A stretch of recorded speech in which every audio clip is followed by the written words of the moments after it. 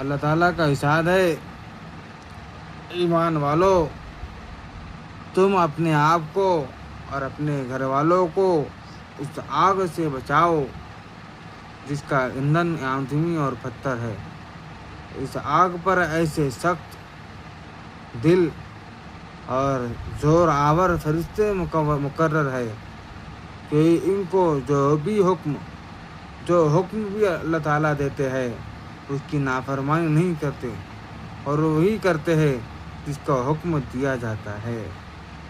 اللہ تعالیٰ کا اسامہ بن زید رضی اللہ عنہ سے روایت ہے کہ رسول اللہ صلی اللہ علیہ وسلم نے ارشاد فرمایا، جس شخص پر احسان کیا گیا اور اس نے احسان کرنے والے کو جزاک اللہ خیراً، اللہ تعالیٰ